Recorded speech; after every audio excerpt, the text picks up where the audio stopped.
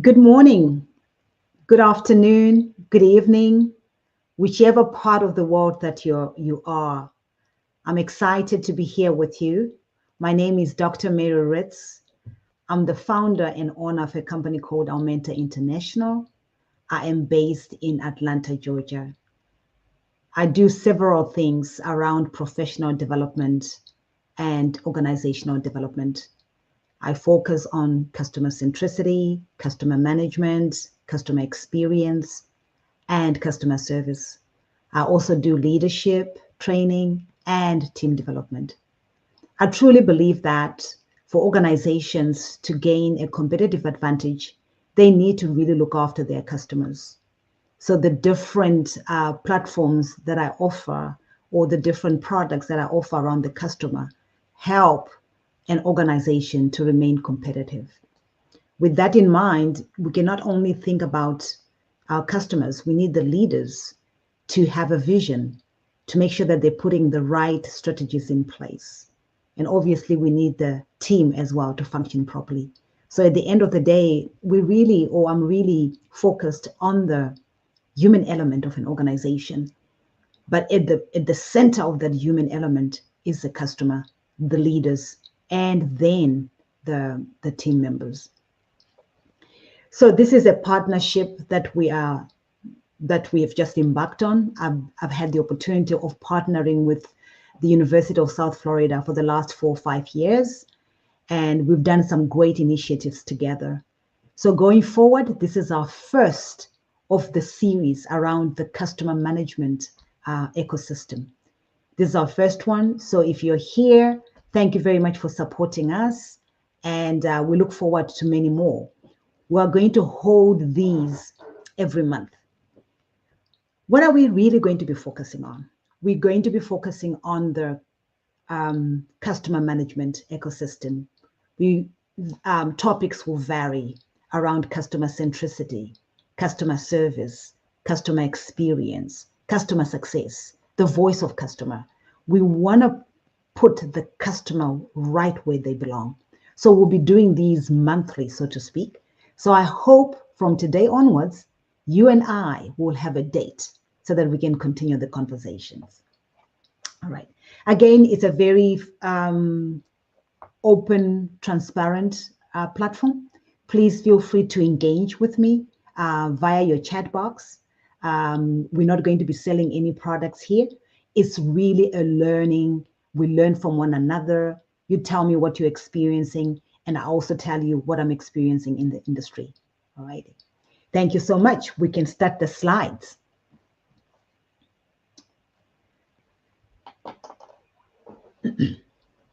So a lot of people ask, what is the difference between customer centricity, customer experience, customer success? What is this whole world? Why are we even talking about it? Why is it important?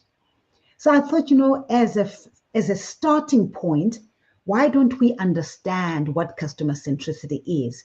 So today's title is Unlocking the Secrets of Customer Centricity. All right. And then we're going to unpack what it is not, the advantages of being customer centric, and even the disadvantages of doing it, of being customer centric, so to speak. And then next session, we will develop on this. So this is our foundational basis, so to speak. Right. There's this phenomena that we call creative destruction. This is where paradigm shifts. The economy shifts. The business landscape shifts. We saw that since the pandemic. We no longer do business as usual. The business model has changed. We have now a hybrid model. People don't even go to the office. People are looking for opportunities where they don't have to go to the office. The customer has become very, very sophisticated, and they've become highly expectant of the service and the products that you provide as a service provider. Competition is high. We are now operating in what we call the borderless communities. You're competing with organizations that are across the nations, that are across the oceans, so to speak. So it's really a new paradigm for how we are doing business. And then on top of that, it's very volatile, it's uncertain, it's chaotic, it's complex, it's ambiguous. Nobody has got the certainty of what it's going to be looking like for the next couple of years. Nobody is very, very sure. We all are just dancing with the situations. But within that, organizations that are ahead of the others are taking this destruction right now and are actually gearing on and are preparing for the unknown in the best way that they know how. And they're beginning to really look at understanding the power within the customer centric, understanding that the customer is really at the center of this. How then do we reposition ourselves to remain competitive? Our customer is our first asset and most important asset. So that's the landscape. In the chat, I'll be very interested to understand from you, our audience, what this creative destruction has brought into your world, into your circumstances, into your environment. What are you seeing? How are your customers behaving? How are your employees even behaving? How are you repositioning yourself for the future, so to speak? So in today's session, we are going to focus on three main objectives. Number one, we want to master customer centricity. What is it? How is it defined? Then number two, we want to understand what I call the customer-centric perspectives, which are the ethos, the principles, the beliefs of what these organizations believe business should be, how they believe the customer should be treated. They've got a different way of thinking, which is very different from our normal businesses or our normal business models. And then finally, we are going to talk about the strategies that we can implement to successfully be customer-centric. And I'm just going to be giving you high level, as this is just a mere introduction. So those are our three objectives for today. So what is customer centricity? In the chat, I'd like you to just tell me what you think customer centricity is, as I continue just to unpack what it is from my perspective. And this is my perspective. You'll see that there are other authorities as well that speak to customer centricity. They define it slightly different, but the nuances are very, very similar. I define customer centricity as a business engine. The entire business engine, the design of it, the capabilities of it, all those aspects of the business really work in collaboration to ensure that they are putting the customer at every decision that they're making so that they can offer exceptional and consistent customer experiences. And at the end of the day, the idea is to create what I call the multidimensional value. That will be value not only for the organization or not only for the customer, but it's also for everybody, all the people in the value chain, even your stakeholders, even the communities that we live in. In simple terms, I say customer centricity really looks at the entire business engine from end to end, and all departments, all processes, all systems are focusing on this particular customer. All right. So that's how I define customer centricity. How would you define it? What could you add to that particular definition? Again, before we carry on, customer centricity is a business model. It's one of the business models. The next business model is what we call the product centricity. So normally an organization is either customer centric or is either product centric. In my world, at least. In other worlds, people also define their business models differently. But when it comes to customer centricity, we normally compare it with what we call the product centricity. So what is product centricity? This business model focuses on the product, it develops, right, the innovations, and then it advances those products according to how they perceive the market. They don't really care what the market is saying or what the people are saying. They design their products and innovations based on their capabilities of what they want. All right. So all the strategies that they put in place, all the processes that they put in place, they're really around their products. So as I'm defining these two business models in your mind, what are product-centric organizations? What do you think? Could you think of an example of an organization that is product-centric? Could you think of an organization that is customer-centric? All right. If possible, would love to hear what you're saying, would love to see your comments in the chat, okay? So those are the two business models. I want to pause there. Which business model do you think dominates the market? Think about it. All right. It's actually the product-centric organization. This is what I call the traditional way of doing business.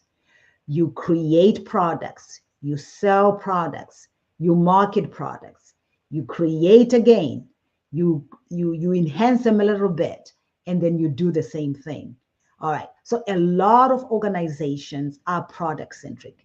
According to research, between 85 and 90% of organizations are product-centric.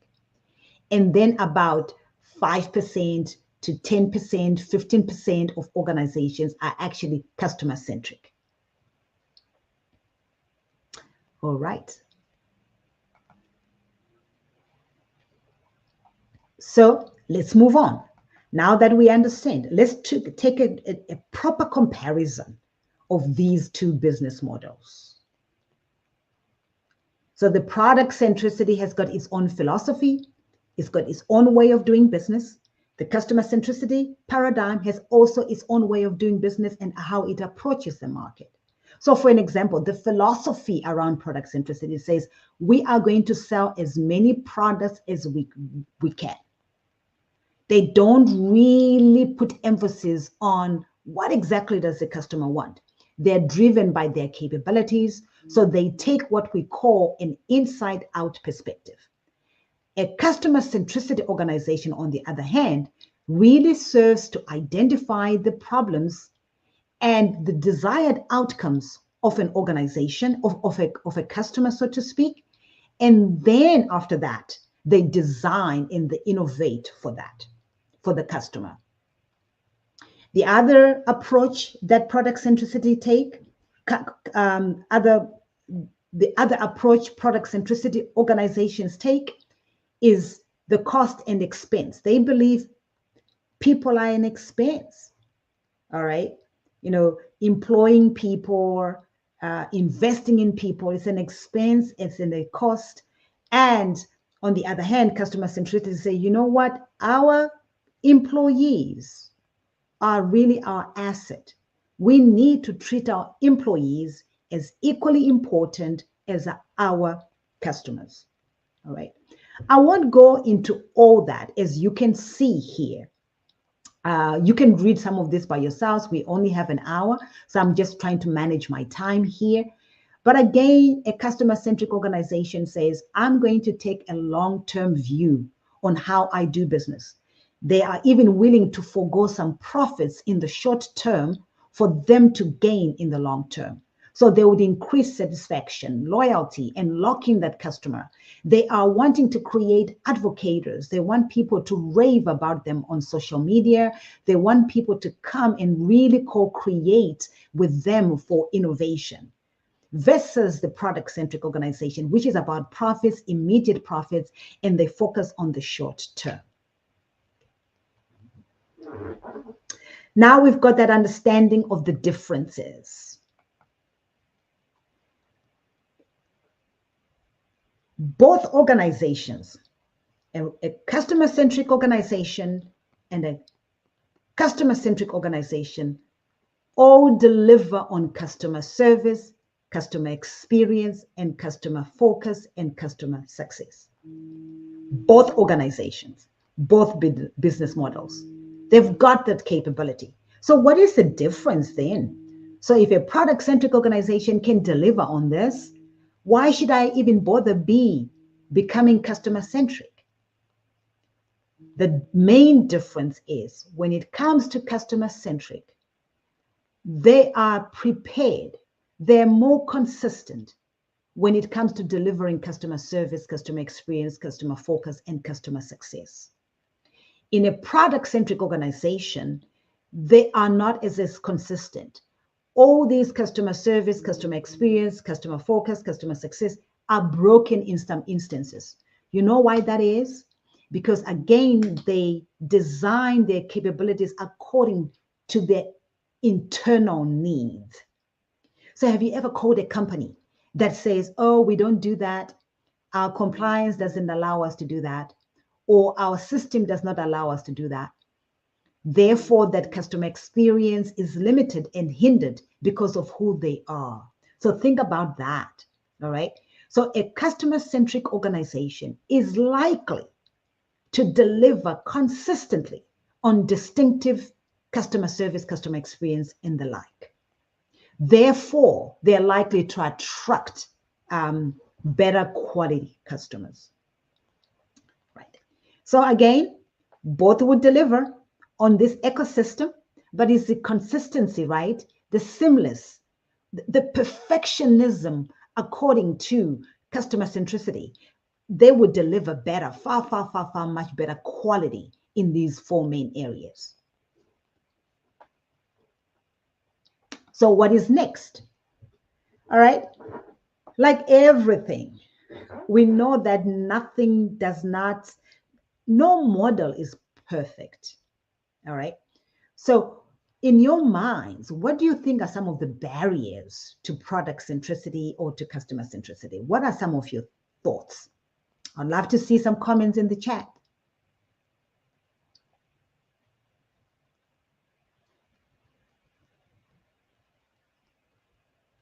Okay.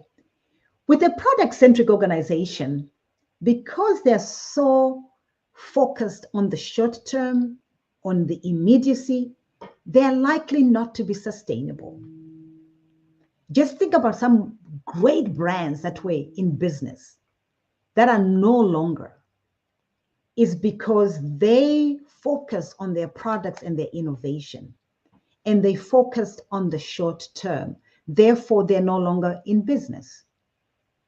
Think about BlackBerry. Think about Blockbuster, Borders in the from the American perspective. Those are some organizations that really focused on their products. They were not aware that they're competing. You can no longer differentiate on your products and innovation because anybody can copy that. Think about BlackBerry. It was one of the smartest phones when we started. But look at Samsung. Look at what Apple has done.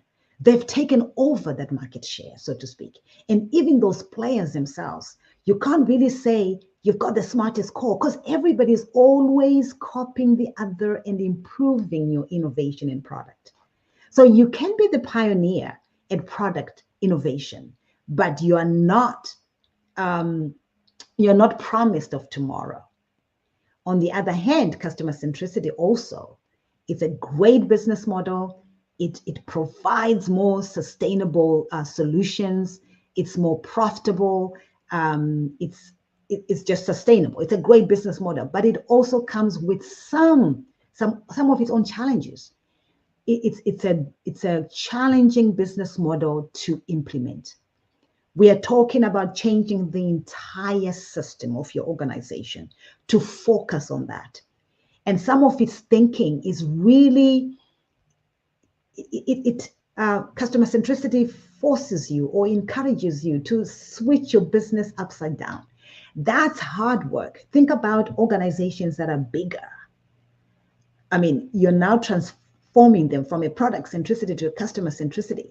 That's a lot of work. So those are some of the barriers, so to speak, around customer centricity, the challenge of transforming an entire business model. However, what I like about customer centricity is that though it is challenging, you don't have to do it overnight. It can be a transformation that takes 2 to 3 to 5 years. You don't have to arrive immediately. And then we also know that customer-centric organizations outperform those organizations that are not. So it's worth it to consider customer centricity, to start thinking of your business from a holistic perspective, but putting the customer at the center of it. Right. So what are the benefits? I just started to allude to some of that already. Okay. So in the customer-centric model, customer retention improves, loyalty improves, your competitive advantage is affirmed, sustainability, long-term profits and growth. It really delivers on superior, distinctive, personalized customer experiences. And it challenges the status quo of an organization. So you're always moving and understanding your customers. Think about how the customer behaviors have changed over the last 3 years, merely by COVID, right? And because the business is now global. So think about it. This customer-centric organization is agile. It can pivot quite quickly, and it takes intentionality. It takes a culture, it takes a leadership that is forthcoming, that is future-focused, and a team that really believes that the customer belongs at the center.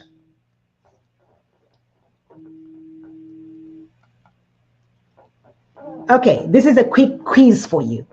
A very, very quick one. Which organizations do you believe are customer-centric here? This is debatable. A lot of people here, when I show the slides to some of the audiences that I've worked with, it's a scramble here. Everybody's fighting for their brands. I've got my own opinions, but who do you think is customer-centric and who's not customer-centric here? And why? Okay. All right. So in my mind,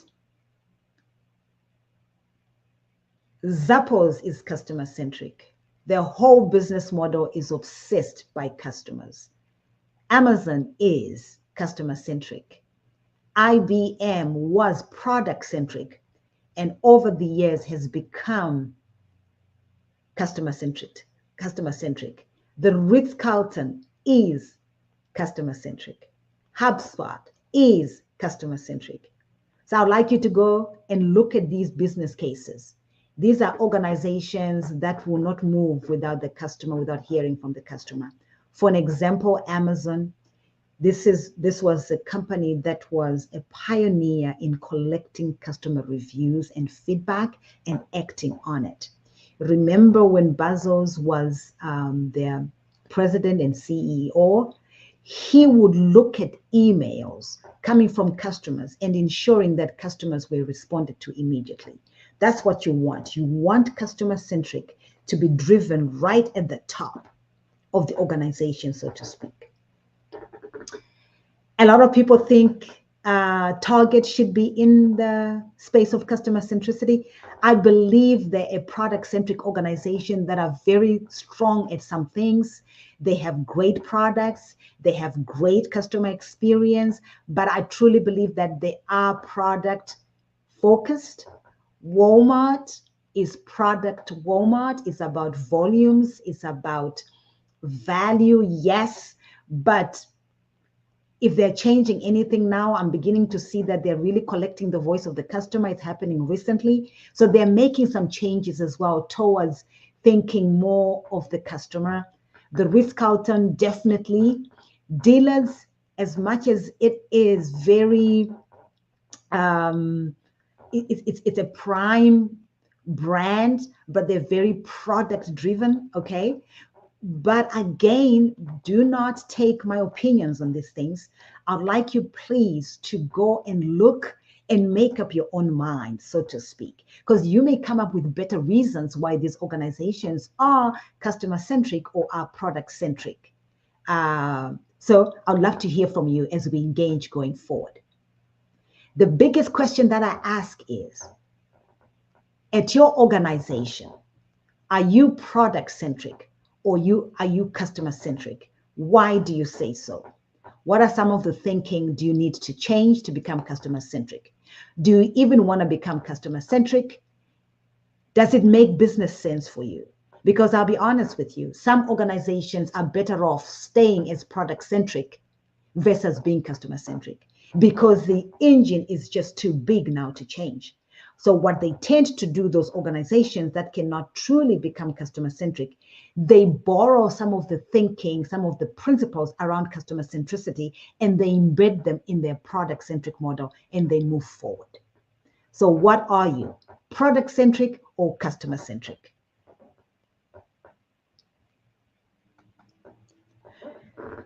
All right, these are some discussion questions that I would like to pose. I would like to test your understanding after I've given this foundation.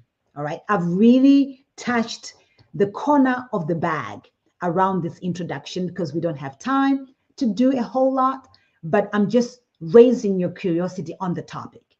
So the first question that I ask, what is the difference then between customer centricity, customer experience, customer service, customer focus, customer success? What is the difference? All right. How are they interrelated? All right. In my mind, a customer centricity is a business model. It's a philosophy. It's a strategy. And then because we are customer centric, we now know how to service our customers. The post, pre, during service that we provide. Customer experience, we're talking about the emotions that we evoke people when they are engaging with our products at each touch point. Okay. Then number 2 question, what are the primary differences between customer centricity and product centricity? And what are the key advantages and disadvantages of each approach in terms of long-term business sustainability and customer loyalty? As I said already, product centricity is good, but it's not as sustainable because it is really differentiating around products, and products now can be copied by anybody. So you're not guaranteed of tomorrow. I'm not saying that customer-centric organizations don't innovate, but they innovate and they're also obsessing about their products, but not over the customer. They do stuff for the customer. And then number 3, in today's highly competitive economy, what makes customer centricity a crucial business model for organizations? For me, this is a sustainable business model. Organizations that have done this for years and years, the Ritz has been like this for many, many years and is still a flagship of a brand. So you're guaranteed of tomorrow. You know why you're guaranteed of tomorrow in a customer-centric organization? Because it's not about you. It's about the ecosystem. It's about who you partner with, right? And sometimes you partner with your competitors so that you can solve for the customer. You're solving for the community as well. You're talking about really, really doing business holistically, not just internally focused, but externally focused as well. So all the checks are balanced. All right. So I am biased, I'll be honest with you, because this is what I studied. This is what I do for a living. I really believe that there is something to be held in a customer-centric organization.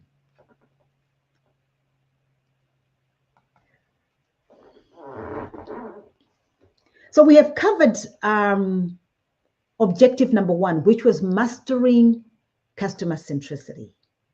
Now let's understand objective number 2, which is understanding customer centricity perspectives. There are 13 customer centricity perspectives that I embed in my work when I engage with organizations. But for today's class, we are going to focus on 5. And I'm just going to quickly describe what they are. Remember what I said at the beginning. Customer centricity is a shift in mindset and how we approach business. It's a you're totally turning your business upside down in the way that you think. The old mindset, the old traditional mindset will not work in a customer-centric organization. So you got to do everything and learn everything and really start to look at this as a new paradigm, so to speak. So the first thing that I want to highlight is customer-centric organizations believe that not all customers are of equal value. They believe that other customers are right customers, the other customers are okay customers, so to speak. All right. So they believe in what we call the 80-20 philosophy, or some people call it rule, or the Pareto rule, right? They believe that 20% of your customers provide 80% of your organizational value. Therefore, they build their business model around the 20%. They understand who the 20% are. They collect feedback from that 20% without fail. They turn those 20% into their strategic partners. They co-create with that 20%. All right. They extract value from that 20%. But guess what? They also give extreme good value for that 20%. Does it mean that they forgo and they forget the 80%? Not at all. They work hard to start converting some of that 80% into the 20% so that they can go up to the 80. In other words, they prioritize the 20%. Therefore, they design their products around the 20%, and then the 20%, the 80% just benefit from that. Okay? So they believe that not all customers are right, but only the right customers are right. Number two, they take a systemic approach, an end-to-end holistic view on business. So therefore, they believe that the customer belongs to everybody. The customer belongs to HR, belongs to product and innovation. All these departments are geared around the customer. They understand that the decisions that they make, even at an HR perspective, will help impact the outcomes for the customer. So when people hire in HR, they're thinking, are we hiring the right person that can service our customers holistically? All the decisions that are made in the different departments, so to speak, the first question they ask is, how is this going to affect our customer? So a very systemic approach to doing business, end to end. Number three, higher purpose, triple bottom line. So they don't just focus on increasing and maximizing profits. All right. Even for the long term, it's not about that. That's not their obsession. Their obsession is ensuring that they're bringing value to the planet, to the people that they work with, right? Or who work for them, and profits. So they take care, they make sure that they're sustainable. If you look at Amazon, and if you look at all these organizations that are customer centric, Patagonia is one of those organizations. They make sure that the communities, the people that are in the communities that they service, also benefit from how they're doing business. Number four, customer immersion. So they immerse themselves in the customer's world. They know their customer. They do not provide services and products from their perspective. They will go into the customer's world literally, observe what the customer is doing and how they are experiencing their products and their services, and then tweak their services and products to meet that, so to speak. So immerse your customer. So my question to you is, how well do you understand your customers? Are you immersing yourself in their world so that you can customize, you can personalize, you can deliver the products and services that help them reach their desired outcomes. Then number 5, we have what we call the marketplace versus the market share. Market share is how much you're gaining market share over your competitors, right? Market space is totally different. Not that they forgo market share per se, but they understand that the market space stems from understanding that customers are not really looking for your product to solve problems. They're looking to gain, they're looking to solve for their problems. Your products and the services are a means to an end, but they're not the be it all. They're not like that. Therefore, if they are thinking of market space, it means that they can form strategic partners to benefit their customers. So they will even partner with their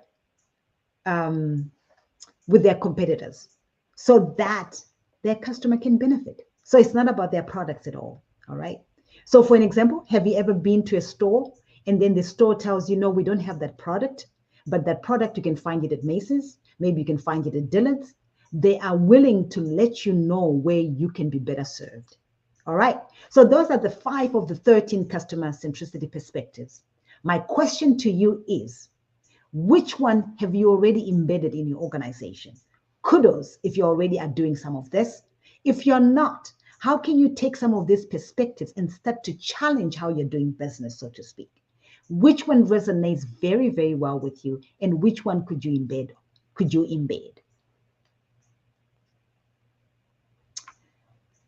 Reflective questions. I've sort of just unpacked that already. Which perspectives resonates? Why? And why not? How will you foster that perspective into your organization? And number 3, which of these perspectives is most challenging for you to embrace? Why do you think that is? All right. I know a lot of people tend to be challenged by not all customers are of equal value. All right. But you can't treat all customers the same way. They're different. All right. Now we have concluded on our first 2 objectives, mastering customer centricity and also understanding the customer centricity perspectives. Now let's talk about customer centricity strategies for success. Where do you even start from, in cultivating this culture? Like in this case, when you go back to work, maybe on Monday or even after this, how are you even going to engage with this material? The first place to start, I would say, is to really look at it, understand deeper. What are customer centricity organizations? Dig deeper into that, dig deeper into the benefits. Also understand the product centricity. Look at your organization. Are you product centric? What are you enjoying right now? Are you guaranteed of tomorrow? Could you possibly embrace a customer-centric organization?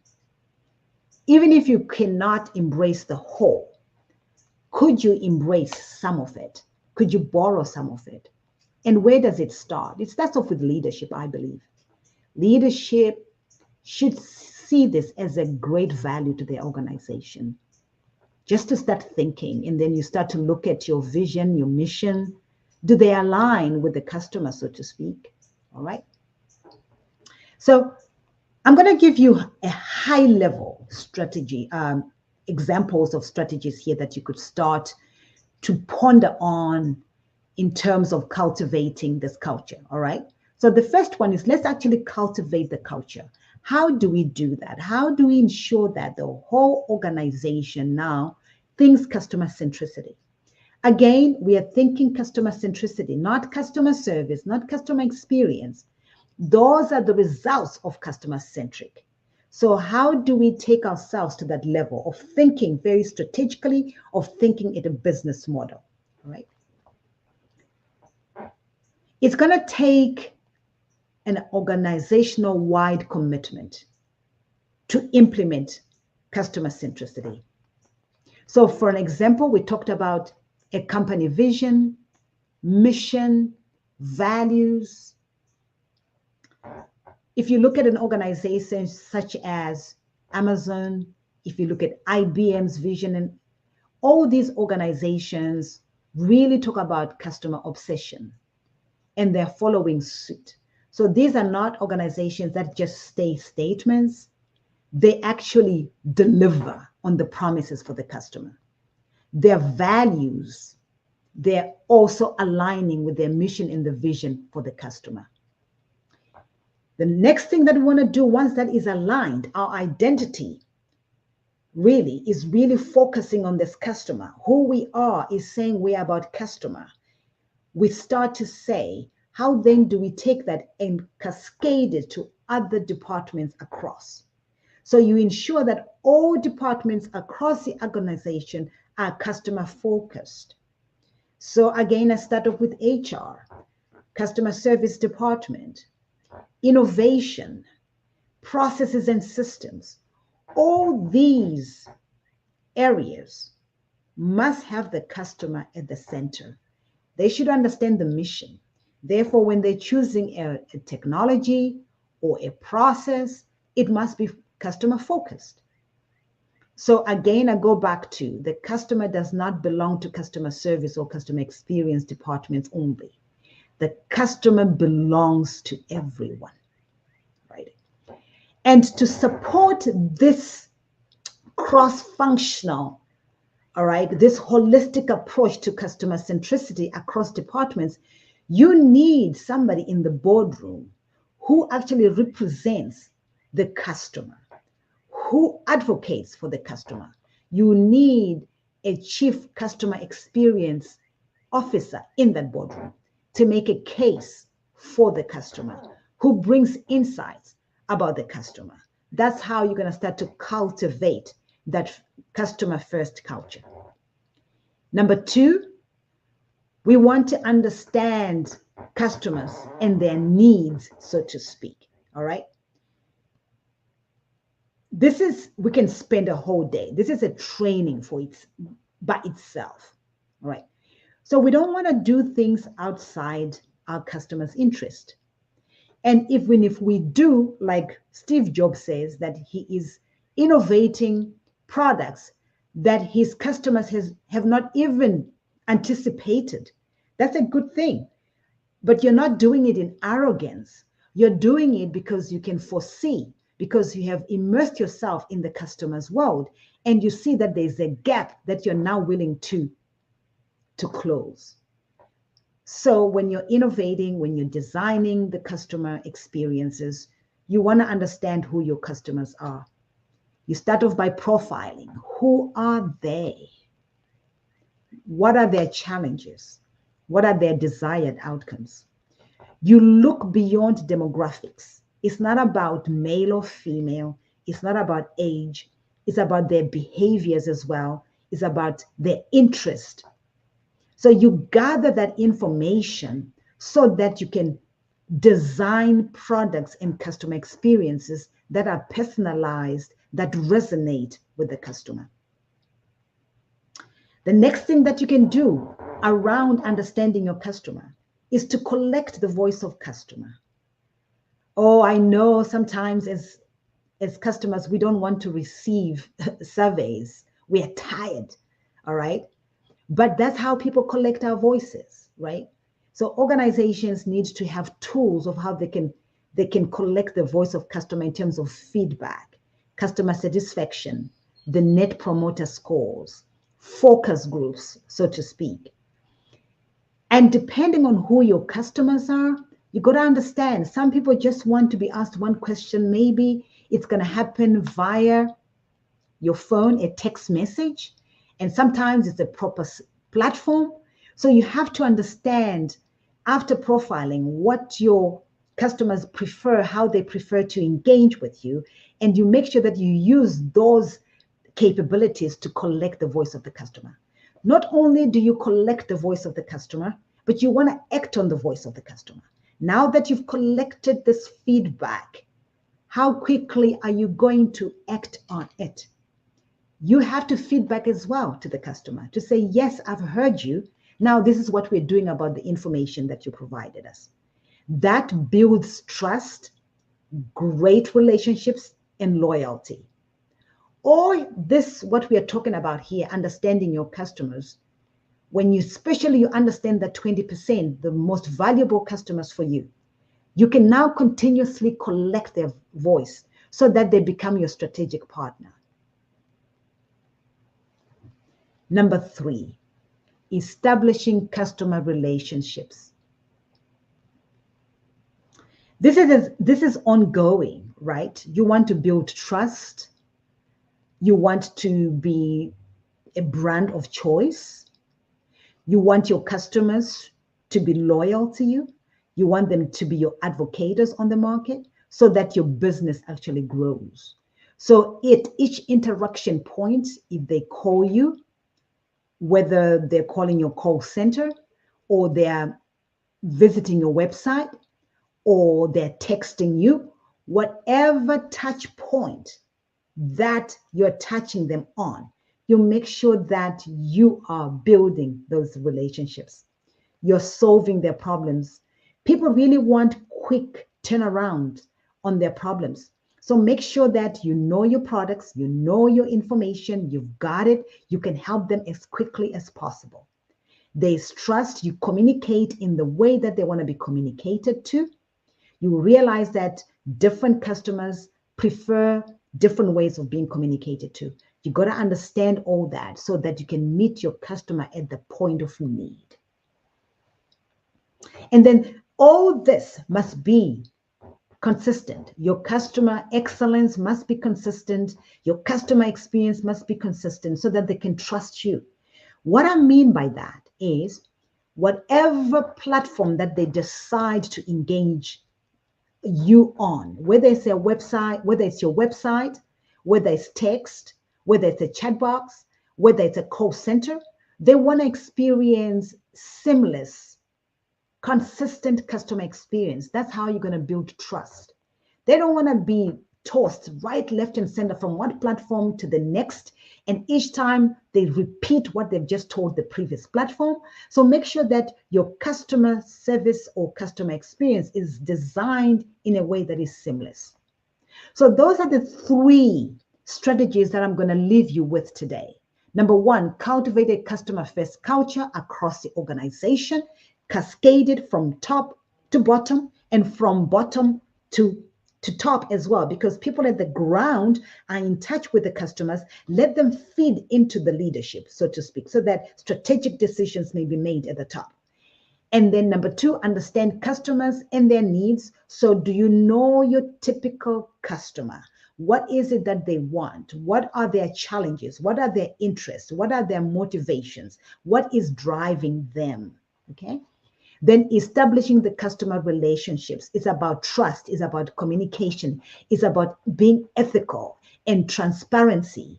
All these things will help you develop long-lasting relationships with your customers. And might I add these questions then? Where would you start in building your customer-centric culture? Now that we've gone through this, is it a discussion with your team? Are you going to start just asking some questions? Where would you start in building the customer-centric culture? Number 2, how will you get buy-in from the team to transform into customer centricity? If you're a leader, it's going to be slightly easier maybe to influence the people that follow you, because you're here and you're liking maybe what you're hearing, you can quickly influence. But if you're not the leader and you want to take this discussion to your leaders, how do you help them start? What I would do if I were you, I would look at how is your organization actually right now treating customers? How much money are you losing? Because we know that organizations that are customer centric make 60% in revenue. they're more profitable, they're more sustainable. So the question that you can ask your leaders is, if we continue on this trajectory, are we likely to be in business in the next 10 years? Just ask that question, right? And just to give you some statistics to support why you need to have this particular discussion is 73% of companies that offer above average customer experience perform better than their rivals. 84% of companies that have deliberately chosen to be customer-centric report an increase in their revenue. All right, so it's the evidence is there. Could you be losing money? All right, then the next question is, how would your organization benefit from being customer-centric? I've just built the business case here. It's about sustainability, it's about longevity, it's about having a customer base that is loyal, that becomes your strategic partners. It also means that you become agile, you're not stuck in your own ways. It's a mindset that is always evolving, wanting to do better for the customer.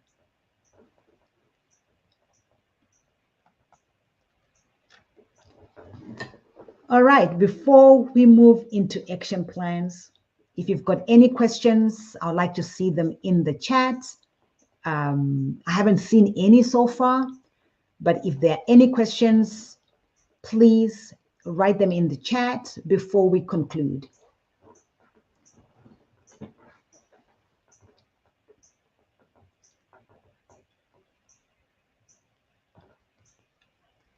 I don't see anything coming right now, okay?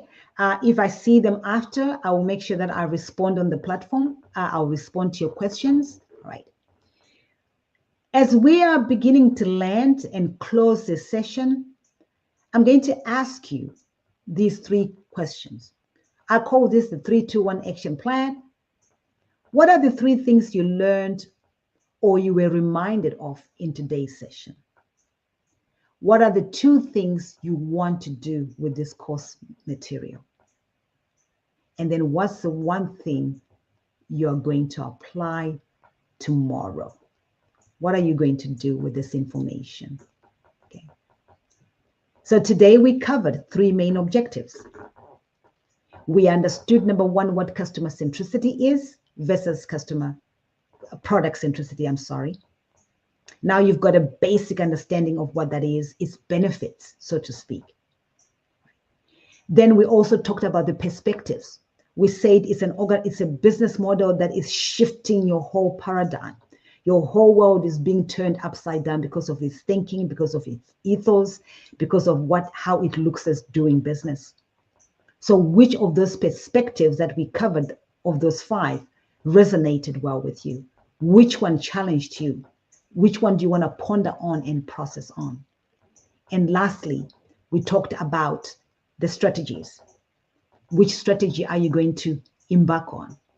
And I also like to hear some of your strategies that you started embedding in your own organization, so to speak, as we'd love to learn from you as well. All right. So again, thank you so much for joining me today. In fact, for joining us, it's Aumenta International in collaboration with the University of South Florida. And these are my contact details. You can reach me by text. You can reach me via my website. And you can also email me. You can also find me on LinkedIn as Mary Ritz, PhD. I would love to continue speaking with you and continuing the discussion. Our next session is scheduled for August the 16th, same time, same place. You'll be hearing from the University of South Florida with those links. In the meantime, do not hesitate to contact me via these platforms that I've just shared with you. Thank you so much. Great to have you.